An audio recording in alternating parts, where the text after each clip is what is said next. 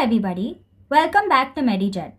Here we share tricks and explain topics to help ease the task of memorization and understanding. Tricks as well as concepts are spread throughout the video. If you're in a hurry, feel free to use the timestamps provided in the description to navigate yourself to a specific part of the video. For quicker access to MediJet videos, you may join our WhatsApp and Telegram group. The link is in the description. Without further ado, let's start today's video. In this video, I'll be sharing tricks to learn the 12 cranial nerves as well as to learn if they are sensory or motor.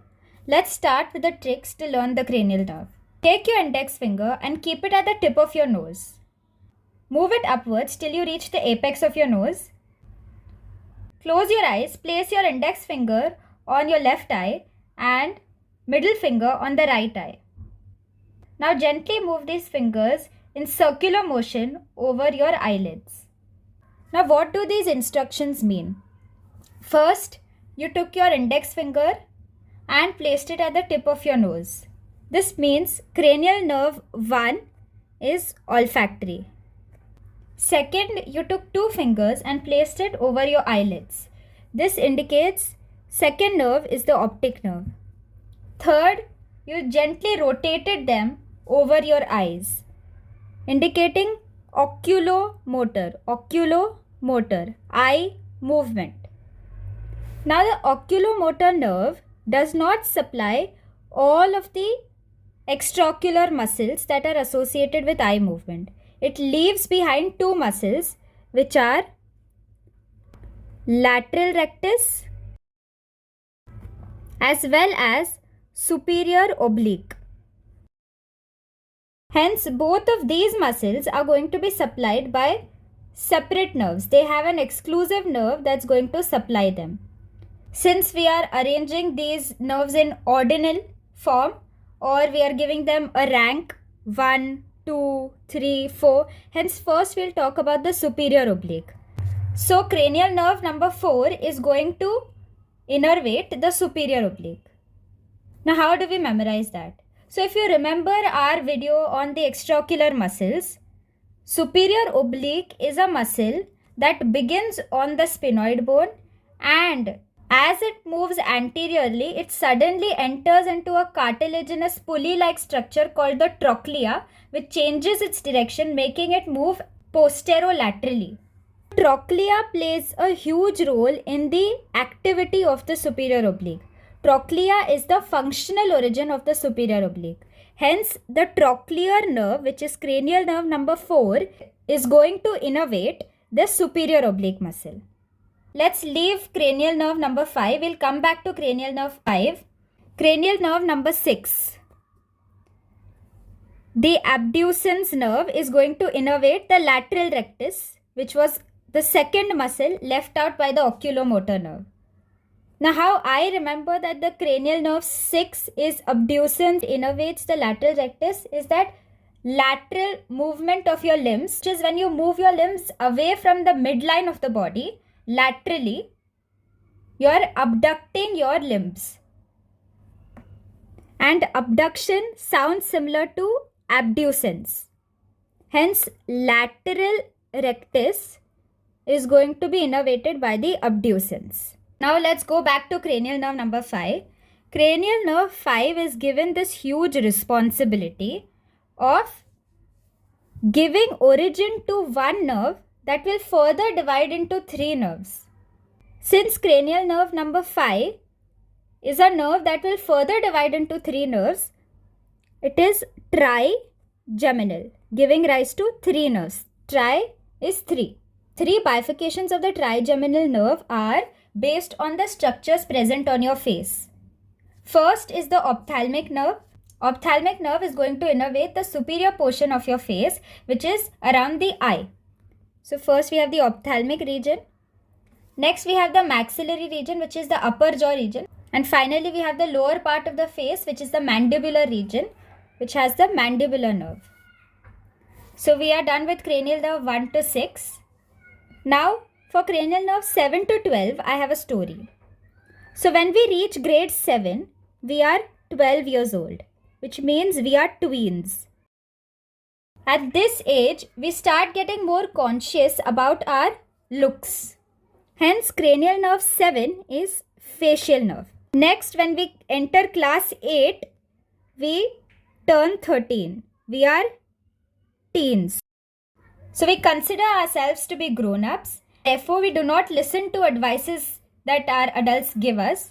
Therefore, this nerve is associated with the ear, which is the vestibulocochlear nerve. Next, we reach grade 9. When we reach grade 9, we turn 14. So we have one entire year of experience being teens. So we consider ourselves to be experienced teens, which means more mature. Therefore, we start arguing with our elders now. In grade 8, we just stopped listening to them, but now we use our very glossy tongue and start arguing with our elders. Therefore, cranial nerve 9 is glossopharyngeal, which is associated with tongue. Next, we reach grade 10. When we reach grade 10, we are burdened with a lot of studies, too much pressure. So at this stage, we realize that we have been making errors while we are younger. And hence, with this extra pressure of study and exams, we try to calm ourselves, and this is where the vagus nerve comes into picture. The vagus nerve is associated with the parasympathetic nervous system. Next, we reach grade 11. We have finished grade 10. So here we realize our mistakes of grade 10 and we start mending them. We remove all extra accessories that we were using, which acted as a distraction, to mend our mistakes so that we do not face any further issues in the final year of school, which is 12th grade. So 11th grade, we are giving up on all accessories. Hence, cranial nerve 11 is the accessory nerve. Finally, we have grade 12, which is cranial nerve 12. Here, we stop arguing with our elders and we do not use our glossy tongue. Hence, glossal, this is again a tongue associated nerve, the hypoglossal nerve. So this was the trick to memorize all the cranial nerves. Now let's learn tricks to classify each cranial nerve into its respective type. So there are 3 types of nerves that are possible. Nerves can be sensory, they can be motor, or they can be both sensory and motor. These are the 3 classifications.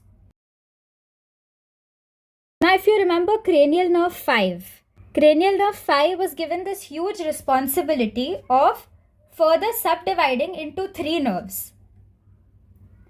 With such a huge responsibility on its back, it definitely cannot only be sensory or only be motor. Hence, cranial nerve 5 will be both sensory as well as motor. Now, cranial nerve 5 onwards, all odd numbers will be both sensory and motor, with an exception of cranial nerve 11. So, cranial nerve 5 is both, cranial nerve 7 is both, cranial nerve 9 is both, and then rather than including 11, we include 10 as both. So these are the only cranial nerves that are both sensory as well as motor. Next, we have nerves that are either sensory or motor. Now, a trick for sensory and motor nerves is that sensory nerves are nerves that will look around in the environment and they will follow whatever is the viral sensation going around them. While motor nerves are the nerves that are going to take their own decision. So if you remember, while we reached grade 11 and grade 12, we had realized our mistakes we were making from grade 7 to grade 10. Hence, we stopped looking at our peers and started taking our own decisions. Grade 11 and 12, we were motor, not sensory. So both cranial nerve 11 and cranial nerve 12 are motor. Hence, we do not include 11 as both, in spite of it being an odd number after 5, because in grade 11, we were motor. Now next we'll talk about sensory. So if you remember in grade 8, We turned 13. We started following viral sensations, and therefore, grade 8, we were sensory. Now, if you look at 1 and 2, in grade 1 and 2, we are too small to actually make our own decisions. Hence, we follow what we see in our surrounding.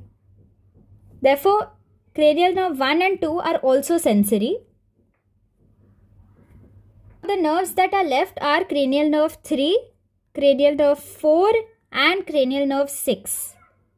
If you can recollect, cranial nerve 3, 4 and 6 are all eye movement associated nerves. Hence, cranial nerve 3, 4 and 6, they are the same type of cranial nerve, wherein now we are slightly grown-ups in grade 3. We can sort of take our own decisions. Hence, here we do not follow the crowd. We take our own stand and we are motor. So, cranial nerve 1, 2 and 8 are sensory. 3, 4, 6, 11, 12 are motor. And 5, 7, 9 and not 11 but 10 will be both sensory and motor. I hope this trick was helpful. That's all we have for today. Thank you.